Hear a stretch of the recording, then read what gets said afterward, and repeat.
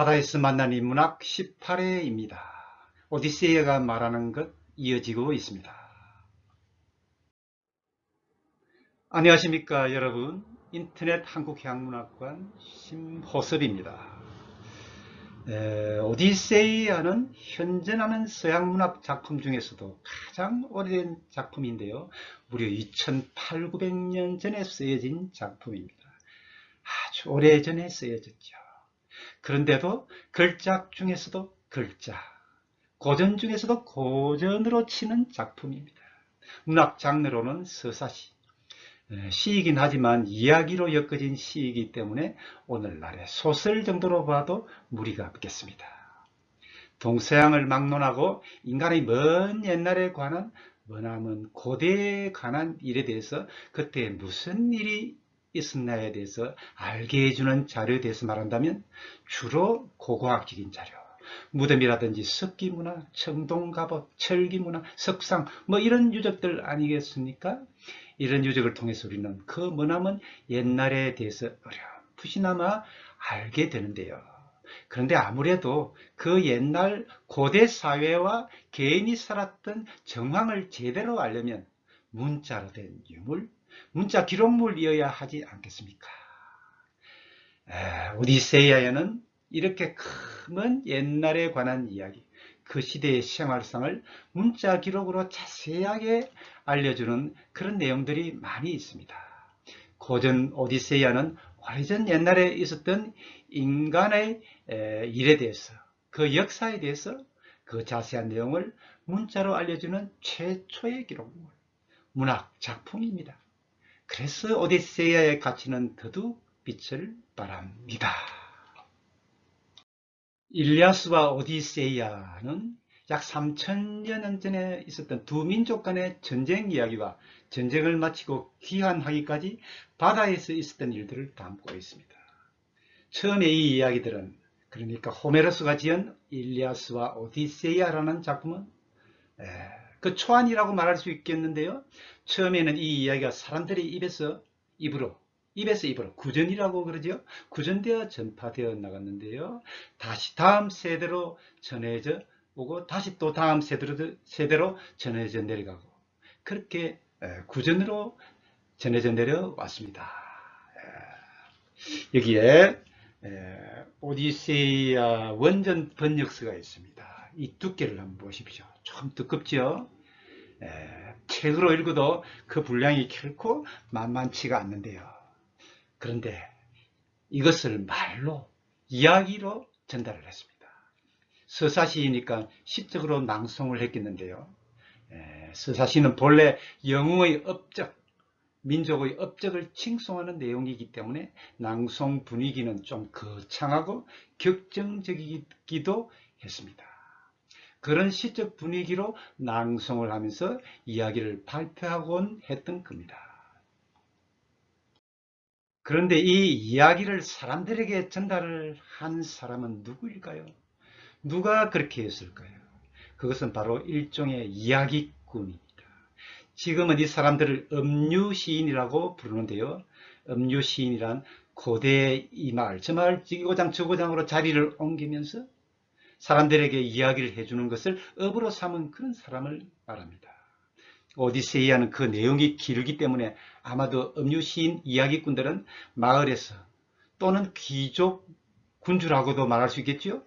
군주의 궁정에서 며칠 동안 머물면서 시낭송을 했습니다. 내용이 매우 길기 때문에 아마도 낭송하는 시인은 당시 기록 수단인 파피루스 조각에 이야기의 요점을 기록하고 그것을 보아가면서 이야기를 아마 했을 겁니다. 이것은 이야기를 완성한 호메로스 대에도 마찬가지였을 것이다 라고 오디세이아를 연구하는 전문가들은 그렇게 말을 합니다. 오디세이아라는 고전 작품의 시대적 배경은 트로이 전쟁이 있었던 기원전 약 12세기경, 이때는 우리가 흔히 말하는 영광의 아테네로 상징되는 문화예술, 그리고 각종 학문이 꽃을 피웠던 고대 그리스 전성기 때로부터 훨씬 전입니다. 무려 600~700년 전의 일입니다. 당시 그리스 고시 국가들 중에는 해양 활동과 함께 국가를 운영해 나갔던 도시국가들이 많았습니다. 소위 해양국가, 그런 것인데요. 오디세이아를 읽어보면 적지 않은 도시국가들이 해양활동, 해양교역에 종사하고 있었던 것을 알 수가 있습니다. 물론 이때 해양활동은 아직 바다에 질서가 잡히지 않았던 시기였기 때문에 해적활동과 겹치기도 했던 겁니다. 그래서 어디까지가 순수한 해양무역활동이고 어디까지가 해적활동이고 또 해군활동이고 해양경찰활동이고 이런 구분이 잘 되지 않을 때의 일입니다. 추측컨대 적어도 이 정도로 그 도시국가의 사람들이 부족민들이라고 말을 해야 되겠는데요. 적극적으로 바다에 진출을 하고 있었다면 그들의 사회와 개인은 바다와 선박들과 선원들을 매우 존중하는 해양의식, 해양사상이 매우 발달한 그런 민족들이 아니었나 생각을 하는데요. 오디세우스 본문에는 이러한 판단을 뒷받침해주는 내용들이 여러 군데에 있습니다. 주인공 오디세우스가 바다에서 만나는 미지의 땅 곳곳에서는 해양 진출을 장려하고 해운업을 귀하게 여기고 선원들을 존중하는 나라들과 그것의 훌륭한 군주에 대해서 묘사되고 있거든요. 그 당시 그리스 도시국가 사회는 해양의식, 해양 사상화되어 있는 그런 사회였던 겁니다. 이와 같은 제 주장은 호메로스가 쓴 오디세이아라는 이야기가 적어도 역사적 진실의 바탕을 두는 이야기라면 그렇다는 말씀입니다.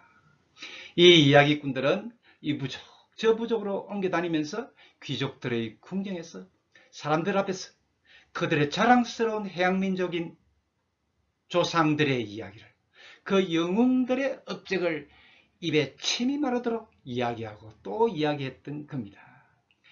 해양활동을 업으로 삼은 그 군주들과 신하들과 백성들은 해양과 선박과 선원들의 자랑스러운 이야기가 당연히 필요했을 것이고, 이야기를 하는 음유 시인들은 그렇게 해서 생업을 유지하고 좀 괜찮은 신분도 가질 수가 있고 그랬습니다.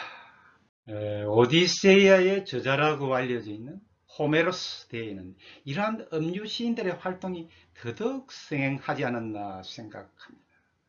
이때가 바로 영광스러운 아테네로 상징되는 그리스의 전성기가, 고대 그리스의 전성기가 시작되던 시점으로부터 약 300년 전, 기원전 8, 9세기경 이렇게 말을 할 수가 있겠는데요. 이때부터 호메로스의 오디세이아는 그리스의 전역과 당시 그리스 문화권에 속한 동지중해권에 널리 퍼져나갔던 겁니다. 각 지역마다 고전 오디세이아를 그들 민족들의 교과서로 채택하고 공부하는 나라들이 많았다고 합니다. 위대한 문학 작품이 사회에 끼치는 영향은 적지 않지요. 그 옛날에는 달리 문학을 제외하고는 미디어가 발달되지 않아서 이러한 문학 작품은 시대를 두고두고 영향을 미쳤지 않았겠습니까? 오디세이아에 내재한 해양의식, 해양사상은 고대 그리스가 지중해의 최강의 해양국이 되는데 많은 영향을 미쳤던 겁니다. 사람들은 이 작품을 들으면서 읽으면서 해양사상을 터득해 나갔던 것 아니겠습니까? 해양으로 진출해야 된다는 사상, 해양으로 진출하는 것만이 살 길이라는 사상, 선박과 선원과 해양 문화를 존중하는 해양의식, 해양사상을 배워나갔던 겁니다. 이러한 그리스의 해양 존중 사상은 그리스 이후 오랫동안 서양 세계를 지배한 강력한 제국, 로마 제국으로 이어졌다고 볼 수가 있겠는데요. 이 사실은 로마 제국이 고대 그리스 문명, 문화의 계승자이고 또 로마 제국이 강력한 해양력을 기반으로 작동되었다는 사실에서 잘 알 수가 있습니다. 이 방송은 한국 사회의 해양사상 고취를 위하여 인터넷 한국해양문학관 편집부가 준비하였습니다. 본 내용에 공감하신다면 구독 버튼을 눌러주시고 주변 분들에게도 소개해 주시길 바랍니다. 보다 나은 내용, 보다 충실한 강의로 보답하겠습니다. 대단히 감사합니다.